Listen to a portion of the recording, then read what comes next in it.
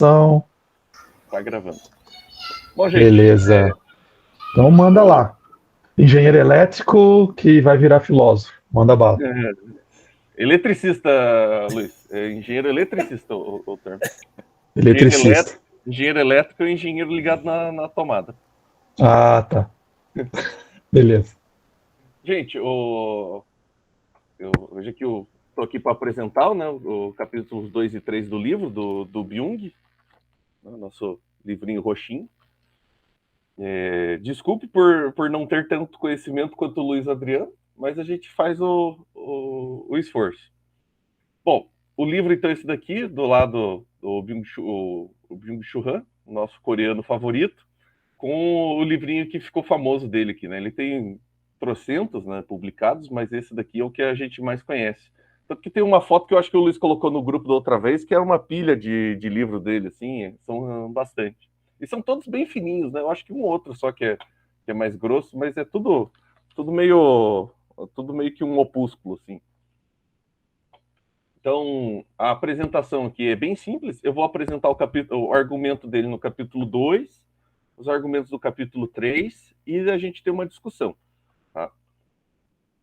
A discussão é a parte legal. Então, no capítulo 1, ele já começa a dizer o seguinte, que a nossa sociedade não é aquela sociedade disciplinar da obediência descrita pelo Michel Foucault. Essa sociedade nossa agora é uma sociedade do desempenho, que é o termo que ele vai utilizar. E os habitantes dessa sociedade, as pessoas dessa sociedade, elas não são os sujeitos da obediência, marcados pelo dever e tudo mais, mas sim sujeitos do desempenho. E ele usa essa expressão aqui, todas as vezes que eu citei alguma coisa do livro, eu coloquei a página, tá, para facilitar. São empresários de si mesmo, é o termo que ele usa. Então, eu achei engraçado que na página aqui 23, ele coloca que a nossa sociedade é marcada, né, por... A sociedade da obediência era marcada por hospitais, asilos, aquela questão assim, tipo, bem disciplinar, né? Até o nosso modelo de escola segue esse modelo. E essa nossa sociedade agora é marcada por shopping, academia. Daí eu até brinquei. Falei assim, nossa, eu não sabia que a Smart Fit era o vilão da sociedade. E para ele é, né? Então aqui está uma foto da Smart Fit. Tá? Aqui a academia, né? A sociedade o fitness também ele é uma coisa que ele cita como uma marca da sociedade do desempenho. Então, a sociedade disciplinar era uma sociedade da negatividade. Ela e a negatividade dela estava determinada na proibição. Então, ela é dominada pelo verbo modal negativo não ter o direito. O dever presente na sociedade era um tipo de coerção. Então, uma coerção era a negatividade inerente a essa sociedade. Já a sociedade do desempenho, ela é dominada por um poder ilimitado, bem diferente do que a sociedade da obediência era. Aqui, citando o nosso amigo Byung, ele diz o seguinte: o plural coletivo da afirmação Yes, we can expressa precisamente o caráter de positividade da sociedade do desempenho. No lugar de proibição, mandamento ou lei, entram projeto, iniciativa e motivação. É a sociedade do startup, do empreendedorismo e tudo mais. E ele fala o seguinte, ó, por mais que aquela sociedade do Foucault não seja boa, essa também não é. Ele vai dizer, ó, sua sociedade disciplinar, na sua negatividade da sociedade disciplinar, gera loucos e delinquentes. A sociedade de desempenho, ao contrário, produz depressivos e fracassados. E o que levou essa mudança de paradigma da sociedade da obediência para a sociedade do desempenho? Para o Byung, é a máxima que já estava presente na sociedade da obediência, na sociedade moderna, que é o desejo de maximizar a produção. Então, ele complementa o seguinte: para elevar a produtividade, o paradigma, escrevi errado ali, da disciplina é substituído pelo paradigma do desempenho e pelo esquema positivo do poder, pois a partir de um determinado nível de produtividade, a negatividade da proibição tem um efeito de bloqueio. Então, o sujeito do desempenho é mais rápido e mais produtivo que o sujeito da obediência. E onde que a gente vê isso? Na mudança dos escritórios. É uma coisa bem interessante. Eu entrei no Google, né, e coloquei assim, né, os 10 escritórios do Google no mundo, assim, mais badalados. Né? Esse daqui é um escritório tradicional. Esse daqui é o escritório do Google, totalmente descentralizado. Eles não têm mais horário para entrar, mais horário para sair. Não é uma sociedade de obediência, não é um escritório baseado em regras tipo de produção, né? Que o trabalhador tem horário fixo para entrar, horário fixo para sair. Ali tem uma certa liberdade para ele produzir mais. Então, isso daqui me daria uma dor nas costas lascada, esse troço aqui. Eu não sei vocês, mas para mim isso daqui não adianta. Então, ele continua criticando, né, a sociedade da positividade, que é a sociedade de desempenho. Ele fala que o poder positivo ele não cancela o dever. Na verdade, o sujeito do desempenho ele continua disciplinado. O poder eleva o nível de produtividade que é intencionado através da técnica disciplinar, o imperativo do dever. Então, mas é você mesmo que se disciplina agora. Então, não há ruptura no ponto de vista de produtividade, apenas uma continuidade e uma intensificação. Ele cita esse sociólogo, que é o Alain Ehrenberg. Eu não sei se é assim que se pronuncia, mas me perdoem as pessoas que manjam. Ele coloca ali que a depressão na sociedade, ele faz uma análise da depressão nessa sociedade do desempenho. E ele coloca a depressão como a expressão patológica do homem pós-moderno em ser ele mesmo. E o Byung critica essa posição dele. Ele diz que ele só aborda a depressão do ponto de vista da perspectiva do si mesmo. E ele coloca assim, mas pertence à depressão, também à depressão, característica para a crescente fragmentação e atomização da sociedade. Esse aspecto da depressão não aparece na análise de Ehrenberg. Ele passa por alto também a violência sistêmica inerente à sociedade de desempenho que produz infartos psíquicos. Isso daqui é a violência sistêmica, aquilo que o Luiz apresentou no capítulo 1. E ele dá a própria conclusão da depressão, o Byung. O que causa a depressão, do esgotamento, não é o imperativo de obedecer apenas a si mesmo, mas a pressão do desempenho. Vista a partir daqui, a síndrome de burnout não expressa o si mesmo esgotado, mas antes a alma consumida. E para Han, o homem depressivo é aquele animal laborans, que explora a si mesmo e quiçá deliberadamente sem qualquer coação estranha. Então, ele é o próprio explorador dele mesmo. É agressor e vítima ao mesmo tempo. Daí, acho que é nesse capítulo mesmo que ele fala uma coisa bem interessante, né? Antigamente você tinha opressor e oprimido. Hoje eles são a mesma pessoa. Isso resume bem o sujeito de desempenho na nossa sociedade. Então, a depressão para o Han não é esse esgotamento de ser em si mesmo, mas é um esgotamento de fazer e de poder. O capítulo 3, né, isso aqui é só a apresentaçãozinha do capítulo 2. Então, o capítulo 3, que tem o nome Tédio Profundo, ele vai começar dizendo que esse excesso de positividade da nossa sociedade de desempenho, ela se reflete em excessos de estímulos que nós estamos tendo. E isso fragmenta e destrói a nossa atenção. E por conta disso, nós temos que criar técnicas de multitasking, multitarefa. Ele até cita o multithreading, que eu acho engraçado, né? Que quando eu fiz eletrônica, a gente estava na disciplina de sistemas operacionais, a gente viu o multitasking e o multithreading, daí eu olhava assim, meu Deus, que gambiarra, né? Porque para o computador, gente, claro que no paradigma de um núcleo só, né? Só para a gente ter uma ideia. O computador, ele não faz milhares de coisas ao mesmo tempo.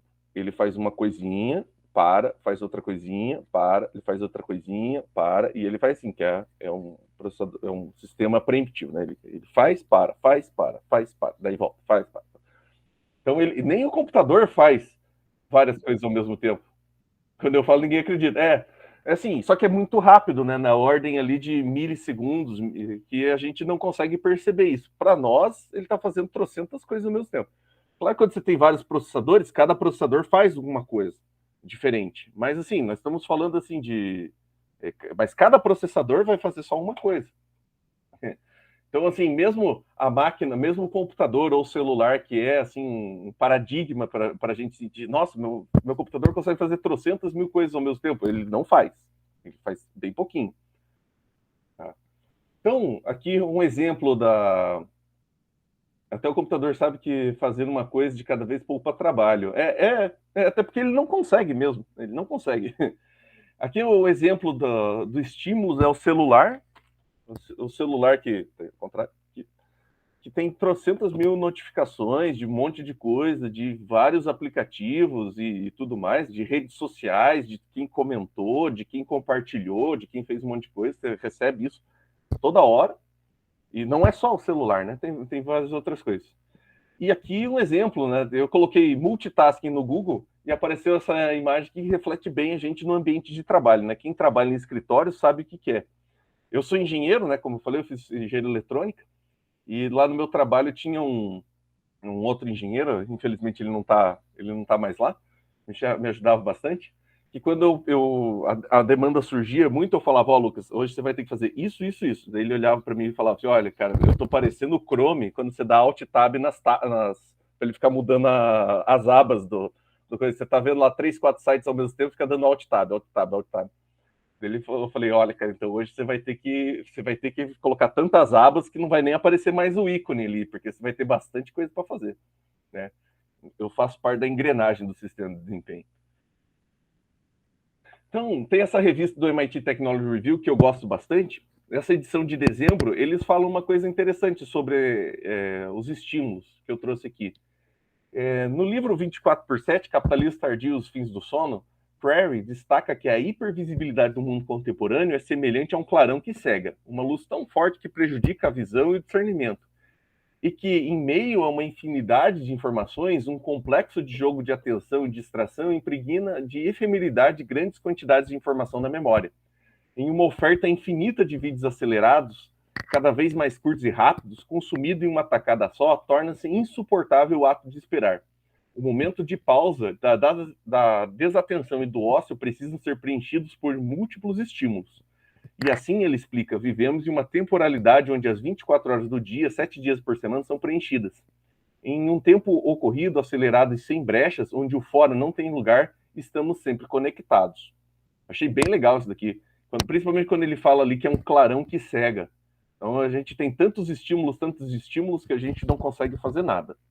Porque a gente faz tudo muito rápido e tudo mais, então a gente não consegue fazer. Por mais que a gente também tenha 24 horas por dia, 7 dias por semana preenchidos de coisas. O Han continua dizendo uma coisa interessante, que esse multitasking, multitarefa, não é um avanço civilizatório, mas sim um retrocesso, porque ele nos aproxima mais dos animais selvagens. A multitarefa está amplamente disseminada em animais em estado selvagem. Porque pense, um animal selvagem ele não tem tempo para contemplar, um tempo da mesa, que ele vai pegar a sua caça e vai comer tranquilamente, pensando, ou ali tranquilo. Porque se ele fizer isso, só focar na caça, ou alguém rouba a comida dele, ou ele vira comida de alguém. Então, uma coisa ou outra. E não apenas a multitarefa, né, o multitasking, mas essa atenção ampla e rasa que é presente em jogos, que os jogos nos ensinam e tudo mais, é um produto do excesso de estímulos. E tudo isso nos aproxima mais e mais desse estado selvagem. E que surge então um problema.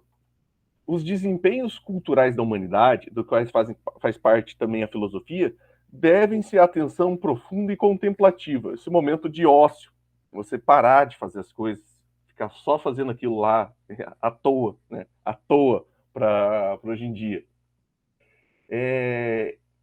A cultura pressupõe um ambiente onde seja possível uma atenção profunda. Essa atenção profunda é cada vez mais deslocada por uma forma de atenção bem distinta, a hiperatenção. Então, esse momento de ócio que a gente tinha, que a sociedade nos proporcionava, ele foi substituído por esses trocentos milhares de estímulos, e a nossa atenção contemplativa, esse tédio profundo que ele fala, ele foi deslocado, foi colocado para o lado, e nós ganhamos essa super habilidade da hiperatenção. Então, nós temos uma atenção super rasa que, em qualquer momento, ela muda de foco. A hiperatenção tem como característica, então, uma mudança rápida de foco e uma pequena tolerância ao tédio.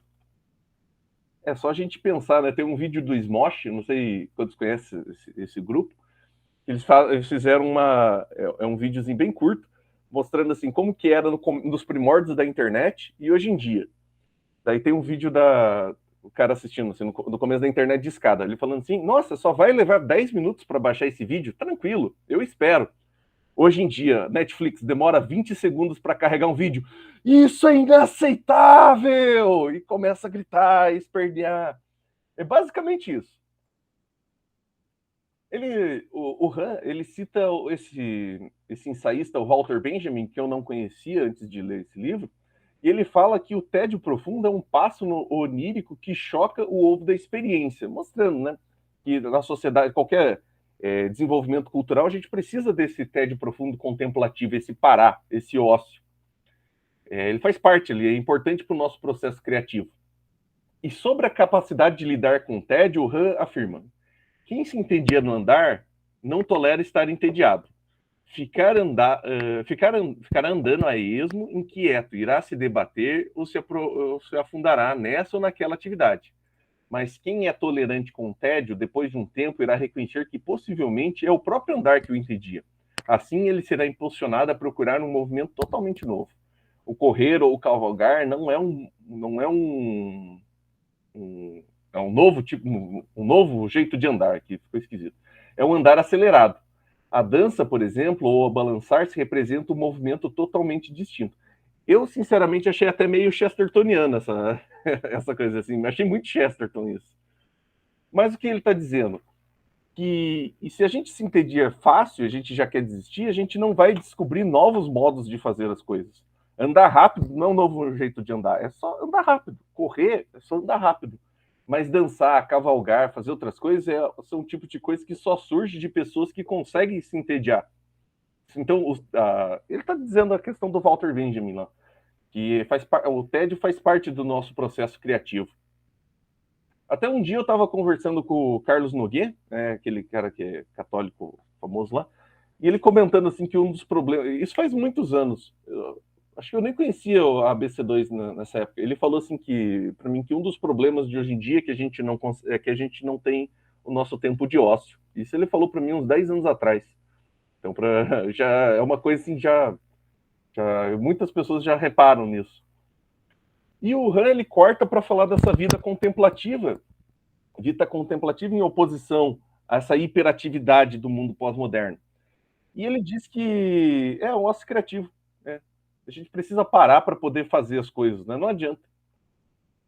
E ele meio que quebra assim, o fluxo do negócio, ele começa a falar da vida contemplativa. E ele diz que a gente não precisa entender isso no ponto de vista da onde surgiu, né, na religião.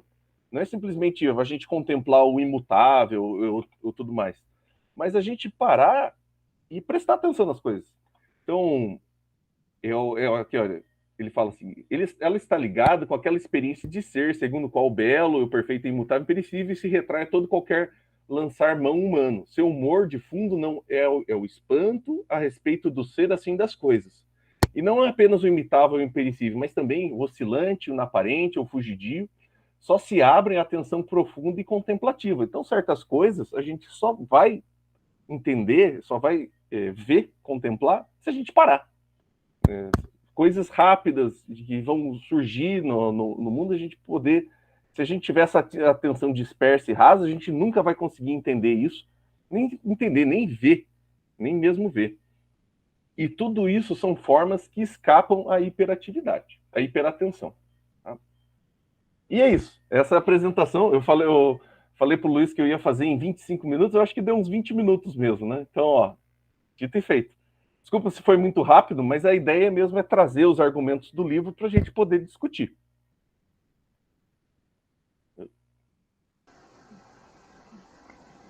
Muito bom.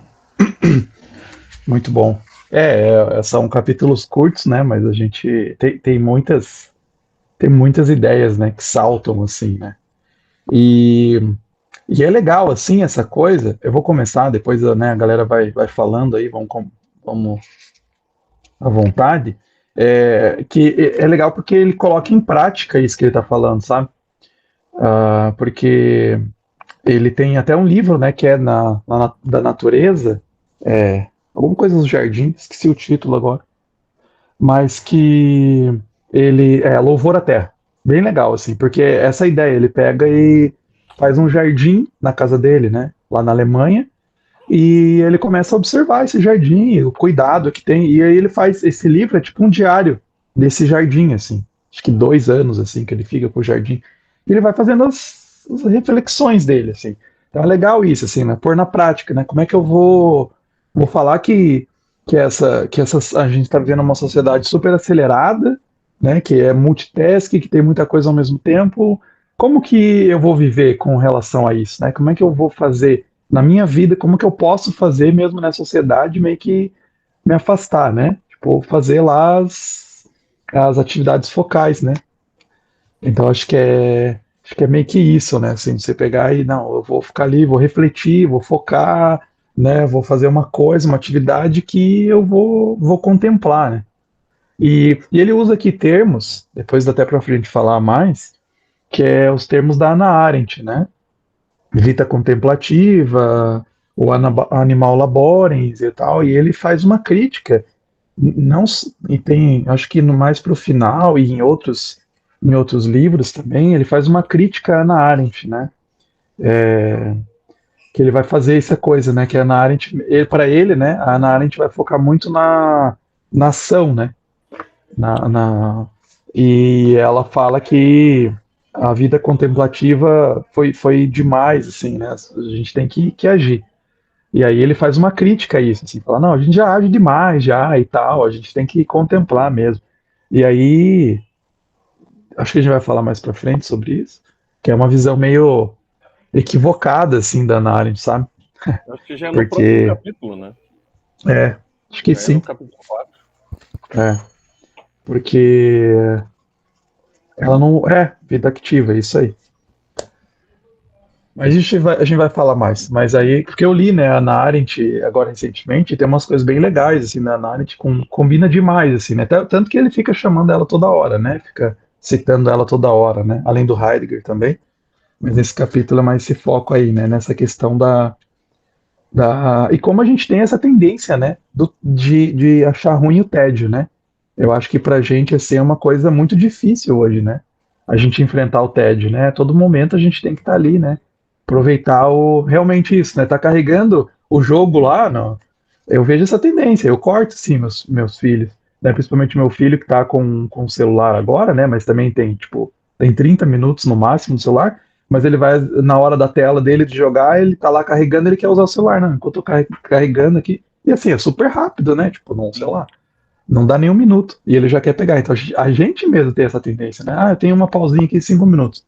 Vai pro celular, né? Eu vou te falar bem a real. Eu tava nesse negócio de esperar. Quando eu tava jogando The Legend of Zelda aqui no meu Switch, né?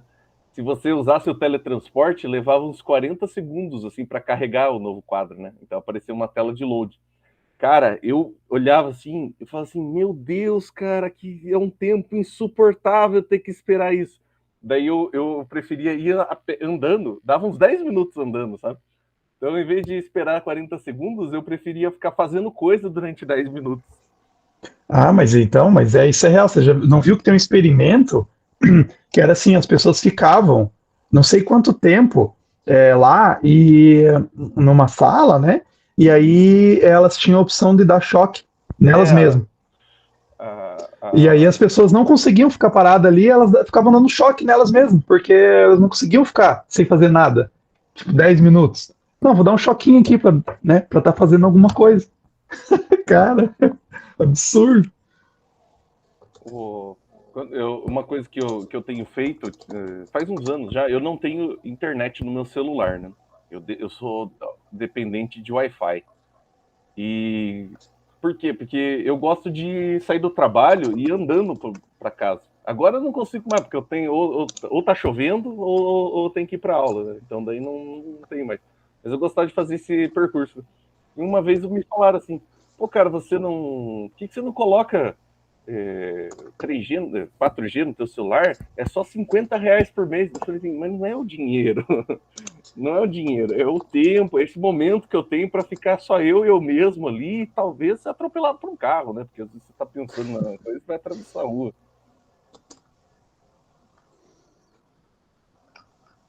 Mas é mais fácil ser atropelado por um carro quando você tá de olho no celular. Mas qual país que colocou o sinaleiro de pedestre no chão, porque o pessoal, a maior parte das pessoas estavam andando, olhando para baixo, por causa do celular? Deixa eu É a ver. própria Coreia do Sul. Foi na Coreia do Sul? É o país do Han. Lá é tudo no chão.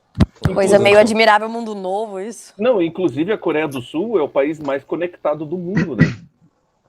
Eu tenho um amigo que está fazendo, eu acho que ele está no doutorado lá na Coreia do Sul, ele estudou comigo aqui na UTF, e uma vez eu conversei com ele, assim, ele tinha voltado, e ele falou assim que lá o pessoal de onde ele estudava usava a internet até para fazer compra de mercado. Isso bem antes da pandemia, tá, gente? Isso foi lá 2019, 2018, que para mim era inconcebível eu ir vou fazer as compras do mercado pelo aplicativo. No documentário que tem do Han, né, que leva o nome do próprio livro, do Sociedade do Cansaço, ele faz um contraponto entre a Coreia e a Alemanha, eu acho. E daí ele mostra sobre como que é os trens na Coreia. Que antigamente as pessoas no trem, eles estavam lendo um jornal, eles estavam conversando, Hoje em dia, você vai ver o trem na Coreia, as pessoas ou estão no celular ou estão dormindo, sabe? E isso ele acha que é o maior exemplo de sociedade do cansaço, por assim dizer, porque tá todo mundo cansado na Coreia. Se eles não estão fazendo alguma coisa, eles estão simplesmente mortos de cansado, estão esgotados, caídos em qualquer lugar. E para ele esse é um claro exemplo de como a Coreia é o maior expoente da sociedade do cansaço. Acho que a Coreia é o último estágio de uma sociedade do cansaço, por assim dizer.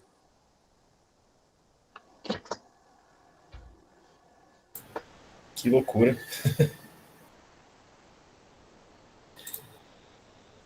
Gente, tá pra...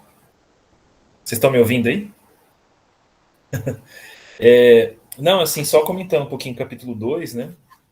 Que ele cita essa questão da autoexploração. Tem o outro livro dele que é Psicopolítica, né? É um dos que eu mais gostei até. Acho que ele até explora isso um pouco também. O diferentão, que tem uma capa diferente. É o único que tem a capa diferente. Da raiva, né? Tipo, quem tem toque...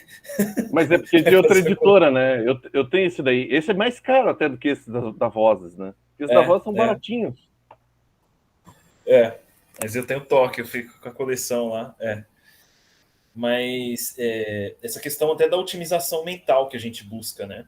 Para ter esse desempenho extremo, um assunto que até eu e o Luiz a gente estava desenvolvendo no texto, né? Que é essa questão assim de, por exemplo, hoje se fala muito de tecnologia persuasiva, né? Então você fazer uma tecnologia e aí, claro, tem a parte negativa, que o pessoal fica meio assustado, tipo, como a tecnologia ela influencia maus hábitos, mas o pessoal fala, não, então vamos usar a tecnologia para influenciar bons hábitos, né?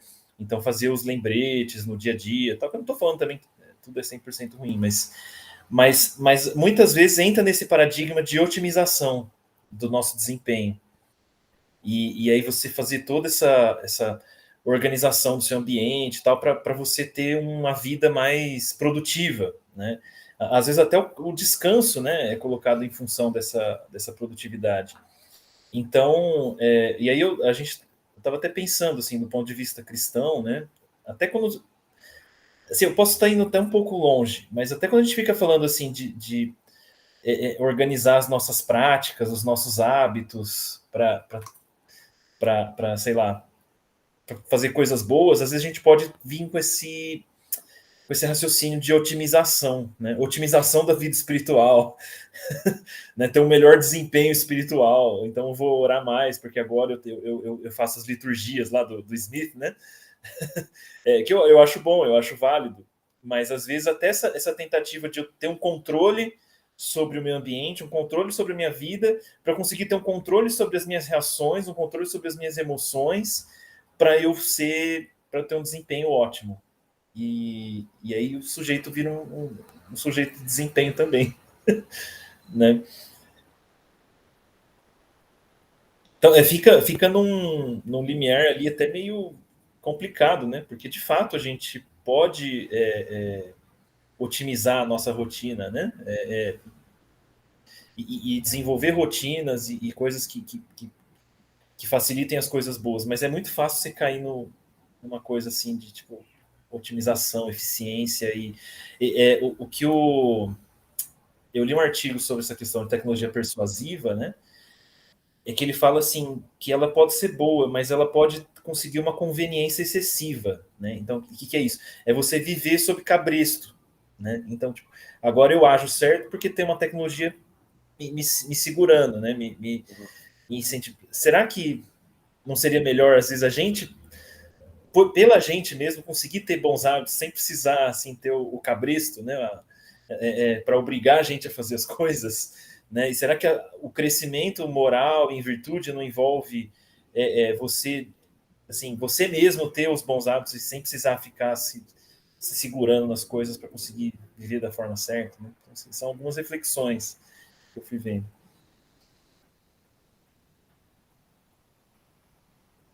Por exemplo, né?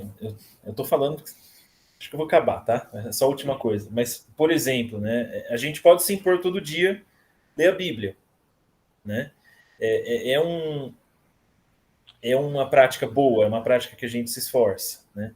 Mas a gente sabe que pode virar uma coisa mecânica, né? E às vezes, assim, às vezes a gente precisa ler mais a Bíblia, você fala, não vou ler mais a Bíblia. Tipo, fica pouco flexível, né? São as ideias aí. Em relação a isso que você falou, e relacionando com o que ele diz no livro, dessa mudança da sociedade da obediência para a sociedade da sociedade de desempenho, ele fala que o que levou a isso é justamente o maximizar a produção. Então, a gente, para mudar isso, a gente tem que quebrar esse paradigma na nossa vida, né? Inclusive, né, pensando como crente agora, né, quando a gente fala assim, né, você tem que ler a Bíblia porque você vai ter isso na sua vida. Aí assim, como é que você sabe que o cara é bom? O cara já leu a Bíblia umas 3 vezes. A gente só pensa em questões assim de produção, né? Aí tem um amigo nosso aqui de Curitiba, o Paulo Marins, não sei quando você conhece, né? Ele uma vez ele falou, a gente conversando, ele falando assim, que a igreja ela tenta voltar assim, fala assim, putz, aqui deu ruim, né? Vamos voltar para como que era antes. Só que a gente volta para o paradigma moderno. A igreja tinha que tentar voltar para um paradigma pré-moderno, porque o moderno também é de produção. Tudo a gente só está falando de produção. E eu termino. E até assim, eu até o que eu ia comentar, porque eu citei o Psicopolítica, né, do Byung-Chul Han. E o que ele fala é isso, a gente passou de um paradigma de biopolítica para um de psicopolítica. Então, se o Foucault falava que as sociedades precisam otimizar os corpos, né? Então você teve lá o taylorismo, e não só o taylorismo, mas o Foucault ele fala muito dessas técnicas assim de o que é saudável, o que não é saudável, mas assim, numa perspectiva mais corpórea, né? Para as pessoas serem mais eficientes, para a sociedade funcionar de uma forma mais eficiente e controlável, mas no ponto de vista corpóreo, ele fala, agora a gente está chegando na psique, então a gente precisa otimizar não só os corpos na sociedade, mas a psique na sociedade. E aí, por exemplo, a gente vê isso, é bem comum hoje nas empresas, né? O momento mindfulness, né? Então, as empresas incentivam que os empregados tenham mindfulness para quê? Para manutenção de máquina, né? Para o cara ser mais produtivo, né? Então, vai entrando nesse paradigma. E aí, a psicopolítica, né? Vamos controlar a nossa psique agora como um sujeito de desempenho. Então, não basta ir mais na academia, né? Agora eu preciso ter um momento para mim, para cultivar a minha mente, coisas assim. Você viu a salinha de mindfulness da Amazon? Que era tipo um banheirinho químico, assim, no meio da onde eles guardavam as coisas. Era assim, simplesmente um banheirinho químico que você entrava lá, tinha uma musiquinha de água, uns negocinhos com umas telinhas. Não, e você vê assim, né? Como é isso que eu escrevi ali, né? Tipo, pega uma. Eu já vi gente criticando, não lembro onde, acho que até o próprio Byung-Chul Han em outro lugar já falou disso, né? Do mindfulness. Que é essa ideia de que tipo, é uma cooptação da vida contemplativa pelo capitalismo, né? Tipo assim, você pega e fala, olha que legal isso aqui, essa técnica, né? Vamos colocar aí, as pessoas vão ser todas tranquilas, né, mais light, mas assim, tipo, você tá num ambiente que te destrói a mente, né? Aí, vai aqui um momento do mindfulness e tal, né, que eu acho que tem coisas legais, né, nessa ideia do mindfulness, da contemplação, mas o jeito que ela é, né, como né, pegada como uma coisa assim, né, de produção, né, tipo assim, não, você vai fazer o mindfulness para você produzir mais. Tipo assim, é um fim, né? O objetivo é essa maior produtividade. Sabe que teve uma época, alguns anos atrás, que eu tentei fazer esse tal desse mindfulness, porque tinha gente falando que para quem tem ansiedade crônica é muito bom. E no final das contas eu desisti depois de, sei lá, 2 tentativas, porque a minha cabeça não consegue desligar. E daí eu fui tentar, uma amiga minha psicóloga falou que tem uma coisa muito mais efetiva, digamos assim, para você reconquistar o seu, entre aspas, paz de espírito, sua paz de espírito, que é desligar as notificações do WhatsApp. E eu fiz, gente, como funciona? Eu simplesmente esqueço que o WhatsApp existe. Eu desligo todas as notificações, coloco as conversas de grupo de trabalho naqueles arquivos, sabe? Que você não consegue ver quando você abre o aplicativo. E tiro o aplicativo da minha tela inicial do celular. Pronto, é isso que eu preciso para ter a paz de espírito para descansar. Bem isso, bem isso. Vai, Eloy, Não, então. cadê você? Oi? Cadê você? Fala aí. Então, com o que vocês estavam falando agora há pouco, me surgiu uma dúvida. Essa otimização para o bem, isso é o melhor que a gente consegue hoje, nesse cenário? Ou tem alguma alternativa, alguma rota para fugir?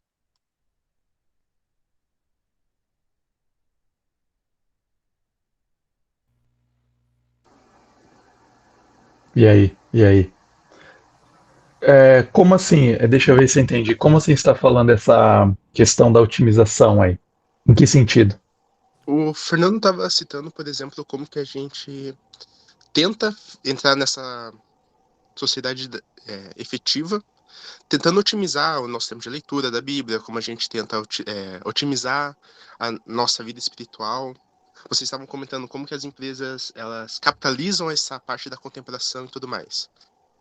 No cenário que a gente tem hoje, isso é o melhor que a gente consegue fazer? Ou não, eu posso voltar atrás, como estavam falando, fugir dessa ideia moderna. Posso dar um passo atrás, isso seria um bom caminho. Entende? Dá para fugir? Eu acho que no meio pode empresarial falar, não. Marco. Eu acho que no meio empresarial não, porque o objetivo do meio empresarial é produzir. Não tem, tipo, seria mudança, assim, tipo, demais, assim, teria que rever as bases da própria empresa.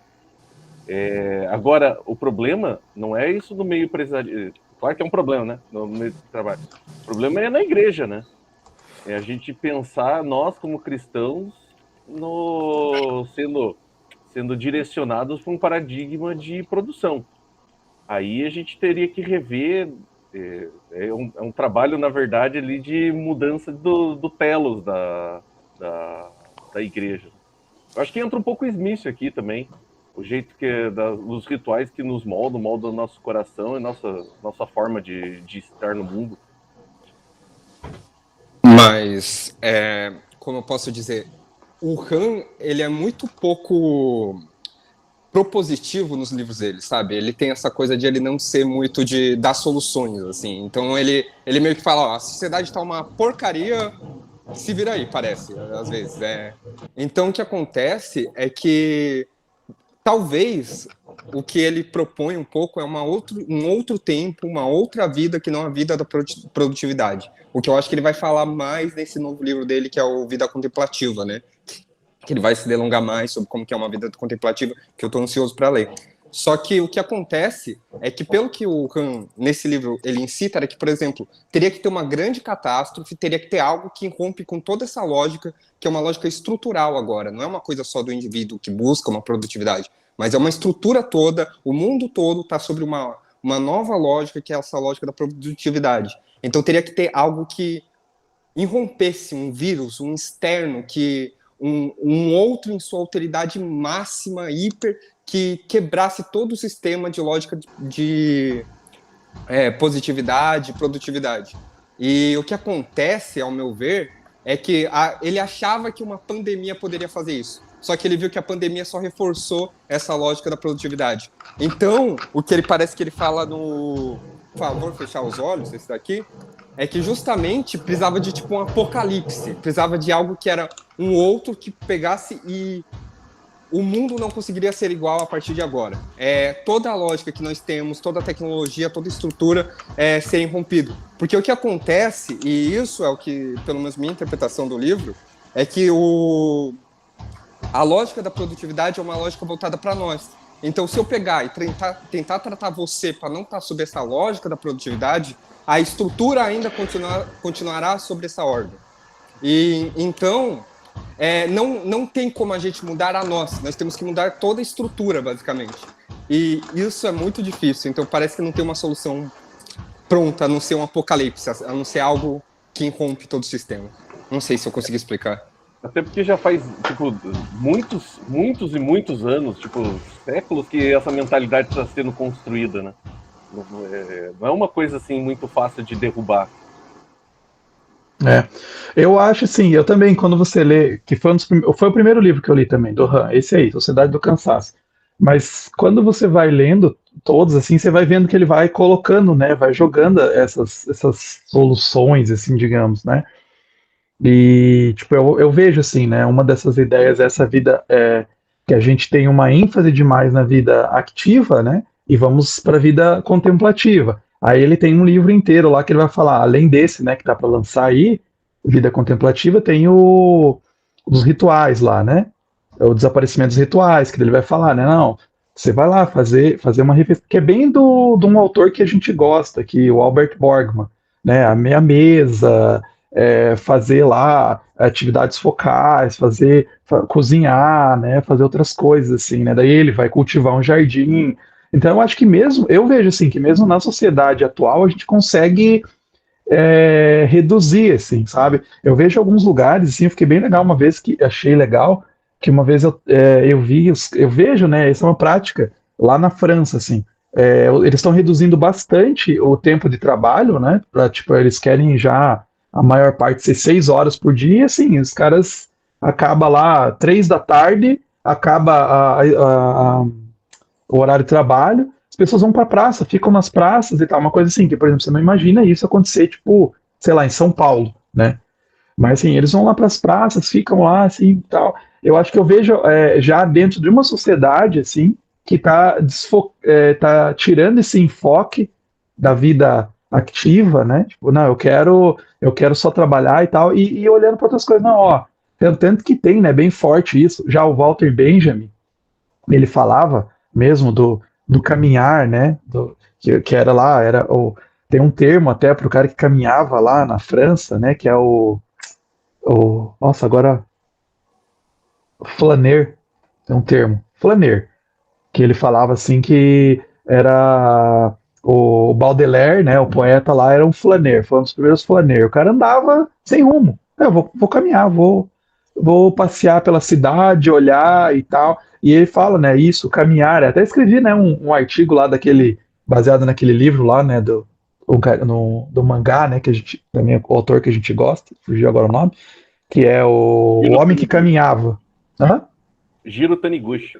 Taniguchi, que é o Homem que Caminhava, né? Que daí até eu faço uma passagem, uma sessão que o próprio Han fala do caminhar também como uma boa prática disso, assim, né? De você tirar esse momento, né? De pegar e desconectar e ir lá, caminhar, né? E observar, contemplar as coisas, né? Então, eu acho que mesmo na nossa sociedade a gente consegue fazer, eu acho que práticas anti-ativas, né? Que a gente vai conseguindo reverter. Né, mas realmente, né, tem todo um sistema, né, que vai falando pra gente, não, você tem que ser produtivo, você tem que tal, né, você tem que trabalhar tantas horas, você tem, né, então uma vida bem louca, né. E você acha que tem alguma sociedade que está caminhando para uma outra lógica que nessa lógica da positividade, que culminará numa sociedade do burnout, por assim dizer, uma sociedade que se esgotou ao máximo, assim? Você acha que tem alguma sociedade que está caminhando em uma outra linha, um outro ritmo, algum outro país que está assim? Então, eu vejo sim, pelo que eu vi um pouco, assim, claro, é difícil, eu acho, no mundo globalizado e tal que a gente vive. Mas eu vejo vários países, por exemplo, na Europa, eu não vejo assim, Estados Unidos não, Estados Unidos é bem workaholic e tal, né? Mas eu vejo vários países na Europa, assim, eles voltando bastante. Então, eles têm a cultura, por exemplo, dos board games, que é muito forte, sabe? Eles têm um negócio eles têm uma desconfiança bem grande das redes sociais, né? Tanto que vários lugares eles têm umas regras, leis contra celulares, proibição, né? Agora a Itália proibiu o chat GPT. Então eu vejo assim que a Europa eles têm bem essa visão, assim, sabe? De não, vamos desconectar, vamos viver uma vida mais contemplativa. Claro que não é generalizado, né? Mas eu vejo é uma tendência, assim. Galera, que eu- bom dia. Rafael Marques, desculpa. Não, só que o Jurrei, acho que é Jurrei ou Juei, não sei. Jurrei? Jurrei. Jurrei. Ele fala um negócio interessante sobre que somente uma catástrofe poderia, na visão do Han, né, poderia balançar de fato, né, a sociedade, a sociedade nossa atual, né, contemporânea. E aí eu lembrei do Agonia do Eros, né, que ele começa falando do filme do Lars von Trier, né?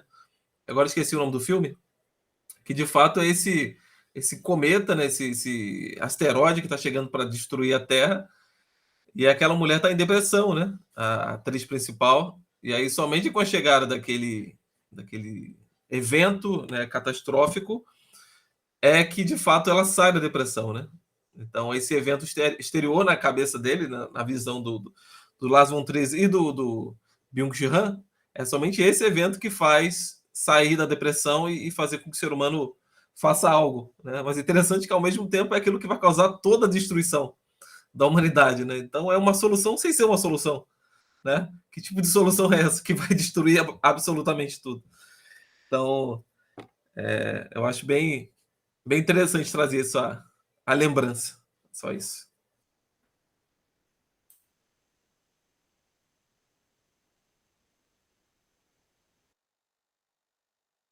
Você falar alguma coisa, Marco?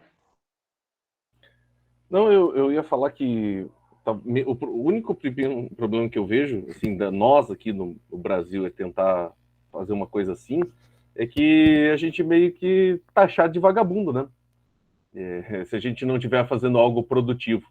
Inclusive, né, hoje como eu falei lá no começo, eu sou engenheiro, mas eu faço filosofia hoje. Os meus próprios familiares falaram para mim assim: você está perdendo tempo, você podia estar fazendo uma coisa mais produtiva. Então, a única coisa que a gente vai acabar sendo execrado por aqueles que estão em volta, né? Se a gente tentar quebrar essa lógica da positividade. Alô? Vocês estão escutando? Eu acho que é o Luiz. Sim. Eu acho que cortou só pro Luiz, né? Ou foi o meu que travou? Não, eu Tá ouvi. de boa, tá de boa. Não, Tá de boa. Na A internet verdade, de Toledo é ruim. Cadê? na verdade, eu acho que aqui no Brasil meio que não funcionaria porque a gente está debaixo da muito mais da influência norte-americana do que da europeia, entendeu? Então é natural para a gente pensar, não, eles estão trabalhando só 6 horas por dia, 4 dias por semana, eles são vagabundos, entendeu? Não gostam de trabalhar.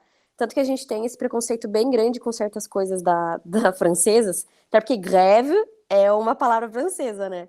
E o tanto que a gente enche o saco dos caras porque porque grevista é vagabundo, não gosta de trabalhar, não sei o quê. Então eu acho que por esse motivo que meio que, sei lá, não daria certo uma tentativa de desacelerar. Olha, o que eu observo aqui, pelo menos com os meus pacientes, é que normalmente o Brasil ainda tem algumas barreiras que normalmente não teria em países de primeiro mundo, sabe? O Brasil ainda tem uma cultura do festejar, uma cultura do não fazer, do tá nervoso vai pescar, de deitar na rede, e o trabalho ainda tem negatividade. A gente não, a gente tá desesperado para trabalhar não porque quer produzir mais sempre, mas sim porque tá desesperado para conseguir dinheiro para colocar comida na casa, tá desesperado para sobreviver. Nós sabemos que o trabalho é ruim. Eu tenho muito paciente que ainda tem pacientes, principalmente que trabalha com Uber, iFood, essas coisas. Eles estão sob totalmente a lógica da positividade. Mas pacientes que trabalham mais em, como eu posso dizer, em trabalhos convencionais, em empresas ainda, eles estão sob essa ótica de não, o trabalho está me explorando, é sofrimento, eu sei disso. Porque justamente o Brasil ainda é um país de terceiro mundo e, por incrível que pareça, ainda sabemos o que é trabalhar na roça, o que é um trabalho árduo, um trabalho cansativo. Eu moro numa zona rural, né? Então, o trabalhador da roça, ele não tenta gamificar o trabalho dele. Ele não fala assim, ó, nossa, eu vou pegar e carpir aqui só uma parte, isso daqui vai me dar tanto XP e agora eu vou subir de cargo. Não é isso, entendeu? Então, na minha opinião, aqui no Brasil, eu acho que ainda dá para a gente trabalhar um pouco para ir numa outra lógica, muitas vezes, pelo menos eu tento fazer isso com meus pacientes. Mas você mora no interior, Jurrei? Moro numa zona rural. Moro numa zona rural. Então, uma coisa que eu sou do interior também, né? Uma coisa que eu vejo é que realmente meus pais são de fábrica, né? Então existe uma lógica da negatividade ainda no trabalho de operário. Meu pai é operário, meu pai foi operário, né? Agora ele é aposentado. Agora ele tá do outro lado da moeda. Mas uma coisa que eu vejo é que ele não consegue parar. É uma coisa impressionante. Ele é aposentado, já faz mais de 10 anos que ele é aposentado, ele fica arranjando emprego, assim, tipo, coisinha para fazer, projeto e tal. E uma hora eu falei assim, pai, eu acho que meu pai tá com mais de 70 anos e ele ainda arranja coisa para fazer na fábrica. Então ele vai lá, eu falo assim, pô, pai, vai fazer outra coisa. Sabe o Turnover vai pescar? Meus pais moram num sítio. Ele literalmente ele tem um tanque com peixe a 5 metros da porta de casa. E ele não consegue parar para ir lá e pescar, porque ele tá com essa lógica de trabalhar, sabe? Mas assim, claro, é porque ele quer juntar grana, mas é uma coisa que eu observei, assim, que ele não consegue parar. Então, eu digo isso da nossa dificuldade de descansar justamente assim, por causa das grandes cidades, né? Eu moro em capital, então minha família inteira mora em São Paulo, e assim, eu tenho o exemplo até do meu próprio pai. Recentemente ele foi obrigado a se aposentar porque ele teve problema do coração, e assim que ele percebeu que ele não ia poder voltar a trabalhar, o cara tem 83 anos, pra vocês terem uma ideia. Ele tá tomando antidepressivo. Ele tem uma estante inteira de livros em casa que ele nunca leu, tipo umas edições assim de 1950. E ele não arranja tempo para ler, e sendo que ele não faz nada o dia inteiro. Entendeu? Ele não consegue. Ele fica caçando coisa para fazer, roupa para lavar, não sei o quê, sendo que ele não precisa. E ele não consegue ler, ele não consegue sentar para praticar piano, que é uma coisa que ele sempre disse que quando ele ia fazer, quando ele se aposentasse, ele ia fazer, mas ele não consegue fazer.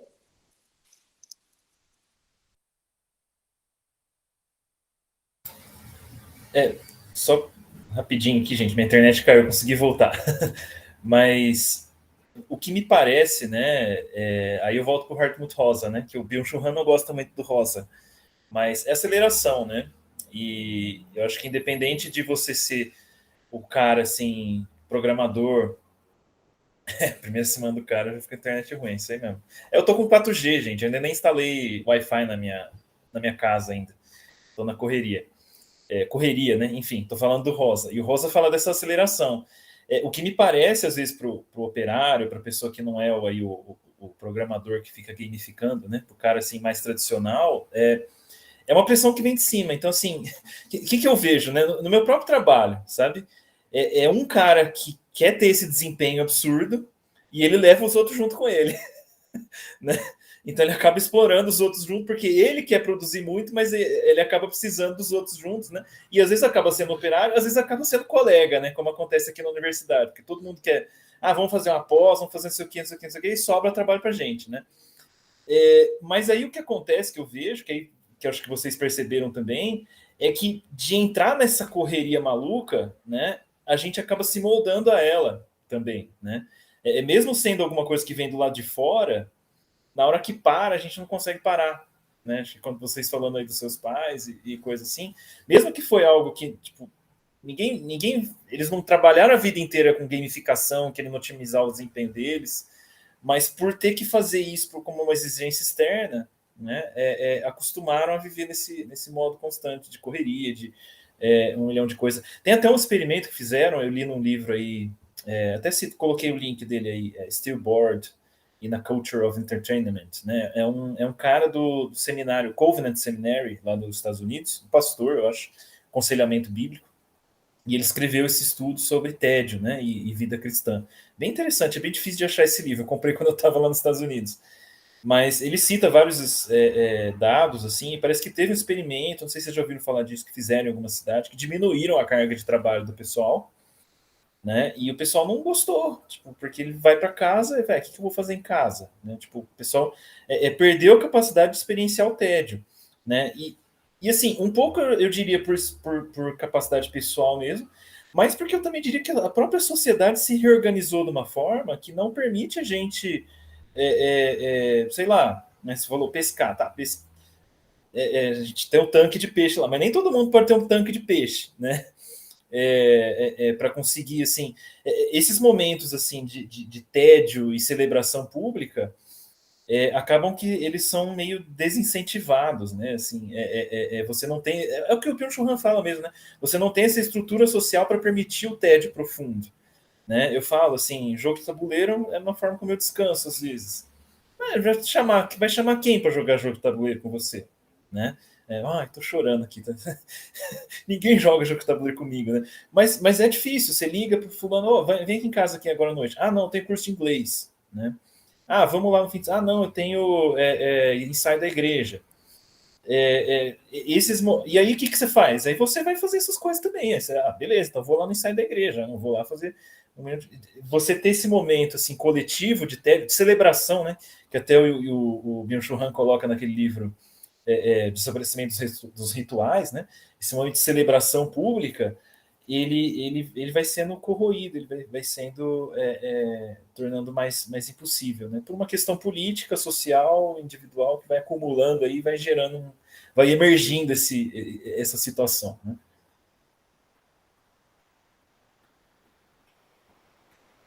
Eu achei bem interessante o que o Girê falou sobre essa questão da pausa, porque casou muito com o que eu vejo na minha bolha.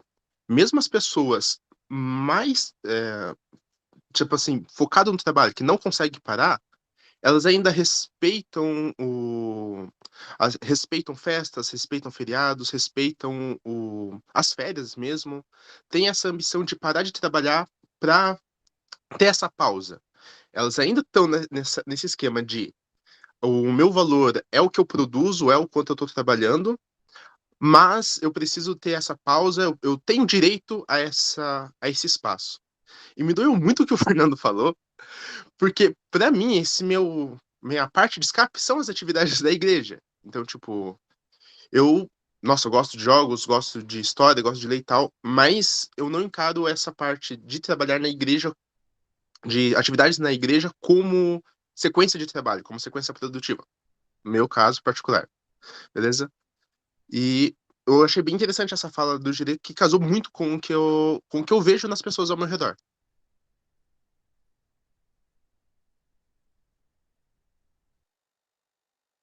Eu só dizer que aqui no Brasil tem empresas que não respeitam nem o período de férias do funcionário, né?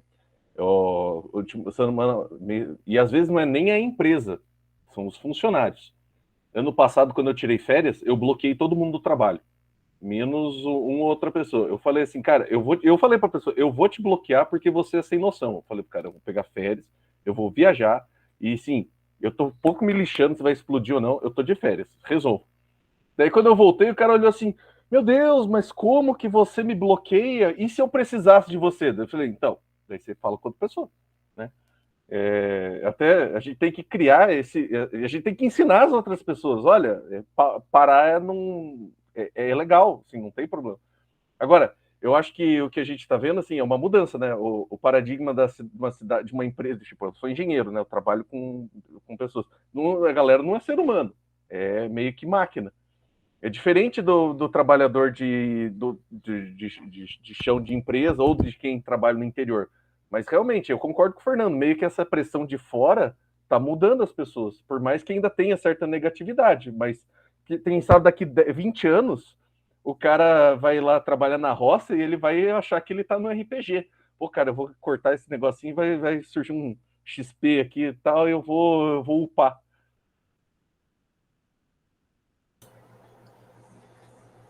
O Fernando e Luiz, tudo bem? Só que eu lembrei isso, como eu escrevi, de fato é uma questão da sociedade mesmo, como ela está fundamentada, né? Então a gente tem isso, tem o savoir-vivre, o Luiz botou o Petit Bonnet, da França, tem o Dolce Niente, da Itália, eu acho que na Dinamarca tem alguma coisa do tipo também, né, de aproveitar e etc.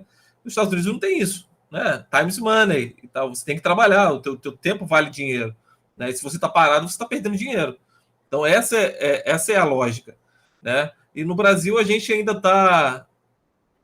eu acho que ainda está, não sei se está mudando ainda, mas é a lógica do funcionarismo público, né? É de eu trabalho, passo no concurso e aí estou de boa, né? E não vou trabalhar mais tanto, né? A gente ainda tem isso, né? Como meta, né? Eu acho que o Times Money ainda está engateando no Brasil, né? Não sei em outras áreas, né? O Marco estava falando da engenharia, é outra parada, né? Já tem uma outra lógica, né? Mas a maioria do brasileiro geralmente pensa isso, né, de tentar ou arrumar um emprego que vai trabalhar menos, ou fazer o concurso público, etc. Então a gente ainda está por essa lógica, né? Isso não é uma... rapidão. Isso daí não é uma crítica que o Han desconhece, tá, gente? O Slavoj Žižek, ele no livro sobre o Covid, eu acho que eu falei isso no encontro passado, ele tece essa crítica de que a lógica da positividade é muito mais presente em sociedades de primeiro mundo, em países de primeiro mundo. E o Han fala, realmente, em países de primeiro mundo, em de terceiro mundo, essa lógica não é assim. Contudo, essa lógica está se perpetuando e penetrando através da tecnologia. A tecnologia entra, o smartphone entra como um processo para perpetuar toda essa lógica da positividade. Isso está presente no artigo do El País, se eu não me engano. Então, vale a conferida.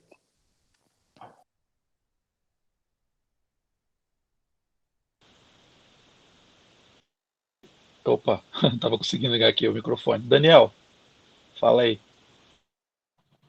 Daí, moçada, eu gosto do Byung-Chul Han mencionar sobre a nossa experimentação da realidade, né?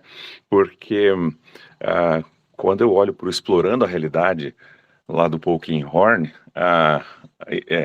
aprender a lidar com a realidade e como cada um de nós enxerga o que é se relacionar com a realidade é uma coisa, mas o aspecto do Byung-Chul Han nos leva a pensar no tédio. E então, uma oportunidade de você celebrar a possibilidade de você verificar que você está vivo, que você existe, né? E isso é tão impactante porque você aproveita esse horário para não só refletir, mas para achar alguma outra coisa que te leve, inclusive, a se aprofundar nisso, a estudar tédio ou a fazer uma atividade focal, mas você, assim, não fica entediado de triste ou de desistente ou alguma coisa que te traga para baixo. Pelo contrário, você se percebe naquela situação e você aproveita disso, né? Agora, para nós criarmos uma cultura em que as pessoas aproveitem o tédio, porque você estava falando, né, Fernando, sobre um estudo em que você oferece mais horas para a pessoa livre do seu trabalho e as pessoas não gostaram, é bem isso mesmo. A gente precisa mudar um monte de estrutura da sociedade para que isso aconteça de forma natural. É isso.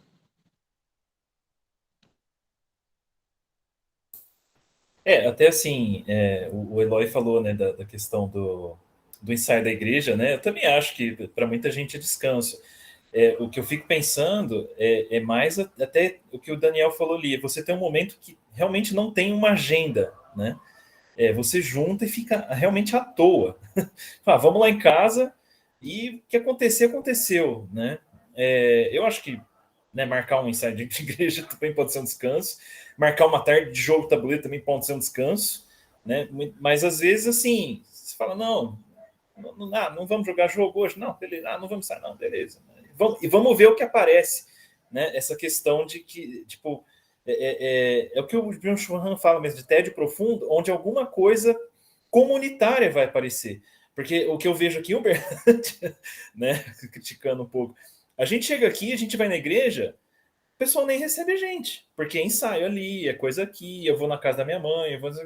até a hospitalidade fica relegada exatamente por essa falta de tédio, né? Para você ter hospitalidade, você precisa ter um pouco de tédio, você precisa, tipo, abrir mão um pouco dos projetos, das agendas, né? E ficar à toa com alguém, né? A gente sente falta de gente ficando à toa com a gente, né? Pessoas para ficar à toa com, né? E eu acho que esse tipo de estrutura ela não está sendo incentivada na sociedade como um todo mesmo. Eu acho, tem uma passagem, esse livro também não tem em português, The Scent of Time, do Byung-Chul Han, que aí ele vai falar bastante sobre essa questão do tempo e tal, né? É bem legal. E ele fala, olha essa citação aqui que eu achei assim fenomenal. Até tem umas coisas bem cristãs assim. Fala assim: o que é necessário é uma revitalização da vida contemplativa, porque ela abre espaços para respirar. Talvez a própria mente deva seu surgimento a um excesso de tempo, um ótium, até mesmo uma lentidão na respiração. Uma reinterpretação de pneuma, que significa respiração e também espírito. É concebível. Quem fica sem fôlego não tem espírito. A democratização do trabalho deve ser seguida pela democratização do ótium, para que o primeiro não se transforme em escravidão de todos, né? Quer dizer, o trabalho se transforme numa escravidão, né? Então tem esse momento de respirar o ótimo, né? De ficar ócio, né? Achei muito legal isso. Eu sou bastante agradecido ter conhecido vocês, que eu acabei vendo alguns livros do tipo A Higiene, como usar o seu tempo em casa. A gente mudou bastante a forma como a gente distribui as coisas na casa. Então, na sala tem livros, instrumentos musicais, jogos de tabuleiro, e não tem mais televisão, entende? Tem mesa para a gente se sentar. Então, eu sou bastante grato. Então, do que você falou agora, que eu me senti estimulado a dizer o que eu ia dizer agora, que eu acabei de esquecer. Sim, eu lembrei agora. Então, nessa intencionalidade com a sua casa, para você ter essa ajuda, esse empurrão para você fazer algo, né? Como diria aquele ganhador do Prêmio Nobel, esse empurrãozinho, como é que se chama? Bom, enfim. Nudge. Isso, do nudge, né? Da mesma forma, eu decidi, porque a gente estava com uma sequência desde fevereiro, de todo final de semana ter uma coisa bastante importante com vários parentes, entende?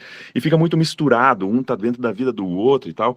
E eu tinha decretado aqui em casa, ó, esse final de semana, hoje e amanhã, vão ser o final de semana do nada, porque a partir do próximo final de semana, que já tem feriado, já vai acontecer um monte de coisa. E hoje a gente está vivendo o nada. É muito difícil, porque a gente não está acostumado. É muito difícil, mas o exercício é tão gratificante, certo? Porque surge isso, de você estar vivendo com pessoas com as quais você não está vivendo, né? E daí, por aí afora, Sérgio Sinai fala da sociedade dos filhos órfãos e assim por diante, de pessoas com as quais você deveria estar convivendo, mas você só vive com elas porque elas estão bastante distantes. E a gente se vê forçado a estar um perto do outro. E aí, e agora? Vamos falar do quê? Entende? É muito show fazer esse exercício.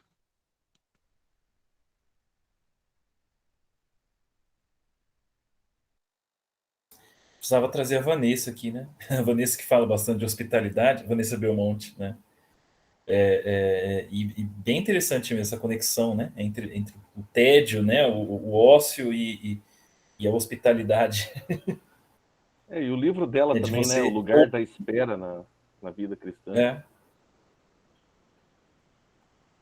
É você ter essa oportunidade de ouvir e prestar atenção no que está ao seu redor, né?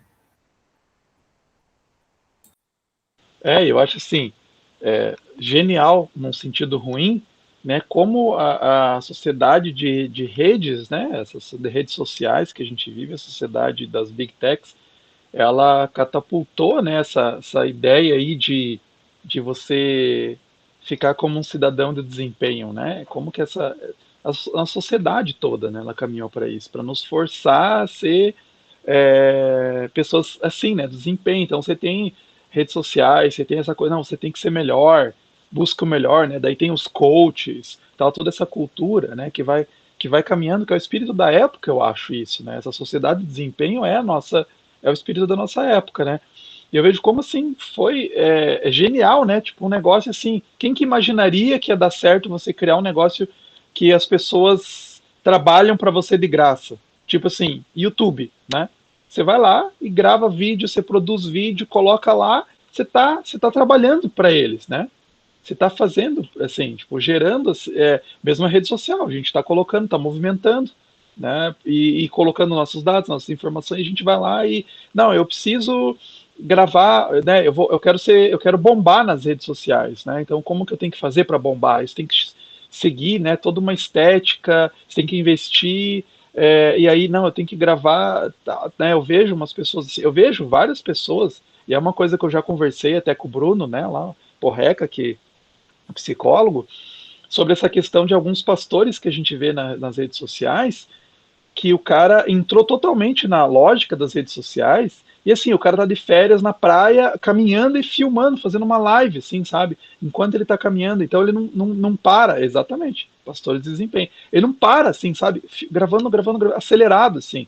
E o cara, você vê, assim, que o cara não para. Eu fico pensando assim, como é que pode ser a vida dele em família, né? Deve ser um inferno, porque assim, o cara posta 24 horas, ele tá postando nas redes. E o que me chamou a atenção, daí eu acho que dá para puxar um outro assunto até que se relaciona a isso, da falta de hospitalidade e da gente se voltar a uma produtividade em todo custo, que é o seguinte, é como essa lógica da produtividade, por a gente se voltar para a gente acaba se desmoralizando, sabe? A nossa moralidade vai se perdendo pouco a pouco. Isso é uma coisa, usando termos de Lewis, assim, tipo, a gente vai ficando sem peito, sabe?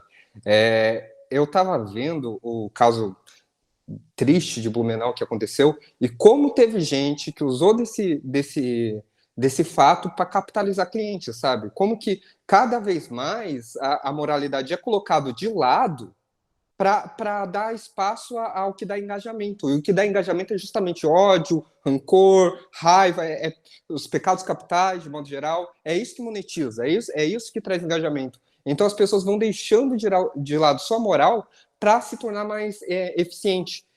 Tem um filme, o Corvo, eu não sei quem já assistiu, que é sobre um cara que ele é aquelas pessoas que gravam cenas de crime para vender para jornais, noticiários, essas coisas, e eles têm que chegar primeiro na cena de crime do que os policiais para pegar cenas com exclusividade antes que os policiais barrem.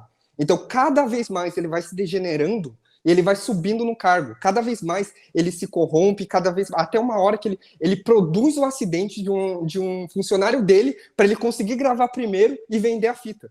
Então, é nessa hora que ele tem mais sucesso.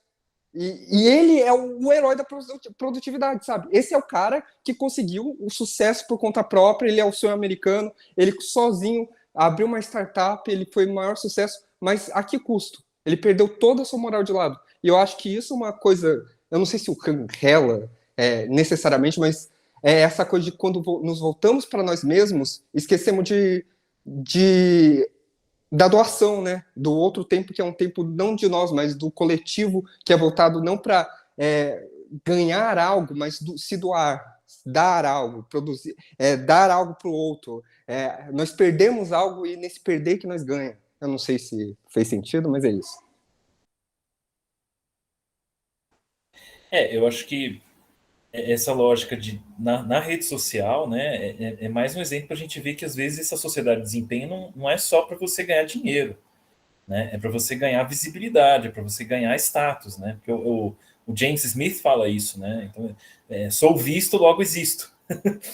Então, é o que o Luiz falou, a gente trabalha de graça, né? Escrevendo textão e coisa assim. E claro, não que seja problemático também você fazer um trabalho voluntário, coisa assim, mas é que às vezes a gente faz pela visibilidade, né? Para ganhar renome e tal, mesmo que isso não dê retorno financeiro para a gente. Aliás, para muita gente, a pessoa exatamente não ter o retorno financeiro é o que dá visibilidade para ela, né? Que É aquela coisa assim, na pobreza para os outros verem, né? E assim, eu falo que tem essa economia de likes, né? Que acabou gerando. E aí você precisa dessa produtividade para gerar likes, para gerar engajamento e mesmo um certo idealismo, sabe? De você, mesmo que isso não dê tanto like, eu falo que uma tentação comigo, eu falo, eu não tenho tanta tentação, sabe, de ganhar visibilidade na internet, mas aquela coisa assim de você falar algo relevante, de você contribuir com algo relevante, você mudar o mundo, às vezes cai nesse tipo de idealismo em que você não descansa, você está sempre assim, não, eu tenho que ler esse livro, tenho que estudar e tal, porque eu quero entender e eu quero propor algo significativo que vai mudar as coisas, e às vezes a gente acha que isso cabe a gente, né? A gente deixa de entregar isso a Deus, né? Se Deus não quiser usar a gente, não quiser fazer nada, a coisa vai continuar do mesmo jeito, né? E aí, assim, eu falo isso porque o próprio Abraham Kuyper, né, que é o pai aí do neocalvinismo, você vê a biografia dele, ele era um cara com burnout, né? E não sossegava, estava o tempo inteiro ali, não. Precisa estudar a cosmovisão cristã e a transformação das estruturas da sociedade e tal, e tal, e tal, tal, tal. E quando vê isso aí, você começa a ignorar, né? Assim, ignorar a família, ignorar. Não que eu diga que ele ignorou a família, a gente não sabe da vida dele, mas é sempre um risco, né? Então chega a fim de semana, não, tem que estar lendo o livro tal, porque eu tenho que estudar, né? ABC2 e coisas assim. E vira essa falta de descanso. Eu tive, né? Eu fui diagnosticado com burnout, né? E depois de muito tempo de terapia, eu fui perceber que parte da contribuição disso foi quando eu comecei a estudar essas coisas de cosmovisão, sabe, gente? Não estou falando que não é para estudar, não estou falando que é errado, mas, assim, isso virou uma coisa na minha vida, né? De que, de repente, agora, assim, você precisa ser o cara que vai pensar a fé e a tecnologia de um jeito que você não descansa, né? Estou tratando isso aí agora.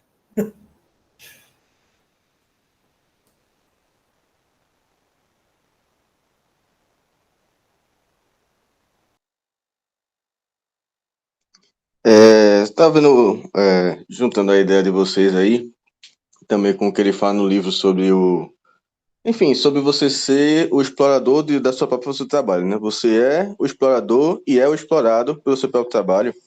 E aí, juntando com a ideia que, acho que é Gil Rei, né? Que falou, de que você, cada vez mais, pela rede, você vai perdendo a moralidade. E eu acho que junto a isso, você perde a noção de ser uma pessoa.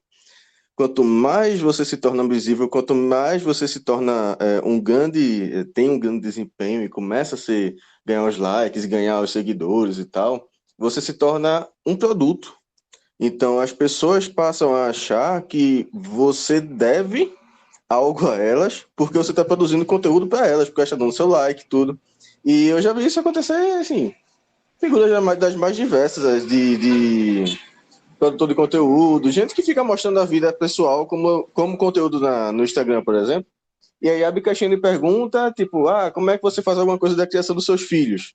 Eu faço assim, assim, assim. E vem um monte de gente enchendo de reclamação, de coisa assim, porque a pessoa se tornou um produto.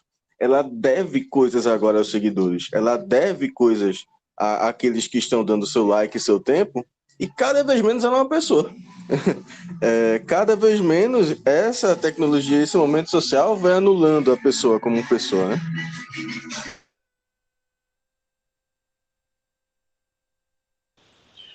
né? Bom, gente, vamos caminhando para o final aqui.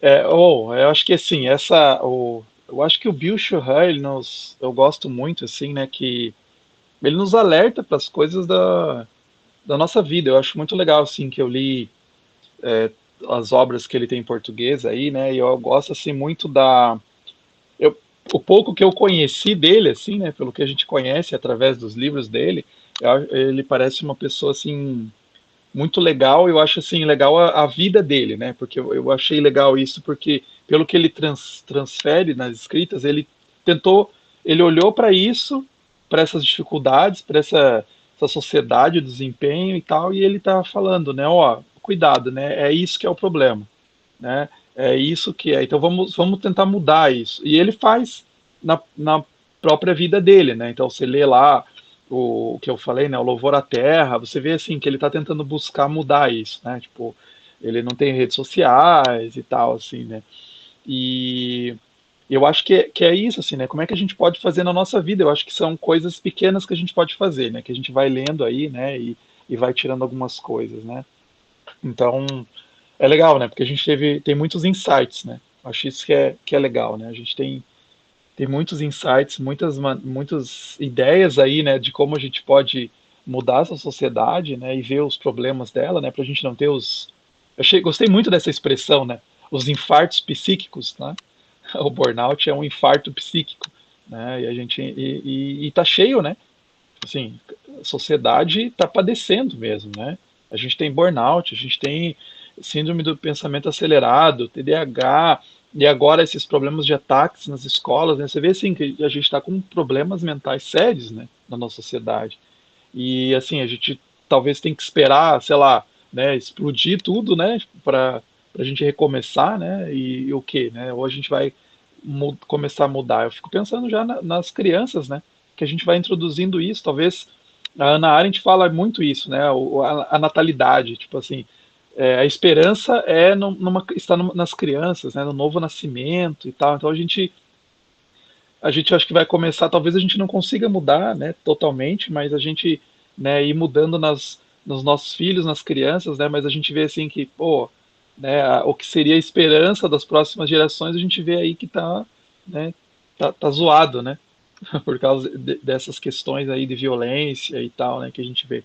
Então, sei lá, né, a gente precisa realmente mudar totalmente, né, o que a gente tem vivido.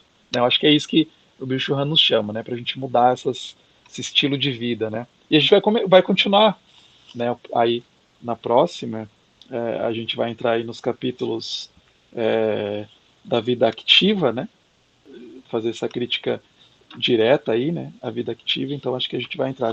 E é o Fernando, né? O Fernando que vai aí no próximo, daqui um mês, mais ou menos. Beleza, gente? Então, a gente fica por aqui. Eu sei que dá vontade de ficar, né, horas e horas falando, porque realmente o assunto é muito legal, né? Esse livro, ele tá zipado, né? Cada termo ali vai surgindo várias ideias, né? Dá pra gente falar bastante, mas vamos ficar refletindo, né? É incrível como ele consegue condensar mesmo coisa, né? Ele tipo. A gente tinha que criar um compactador e colocar tipo WinRAR, né? Então, ponto RAM o WinRAR, como que ele compacta bem as coisas. É impressionante. É. Mas legal, muito bom. Obrigado aí, Marco, pela apresentação, pela condução aí da conversa.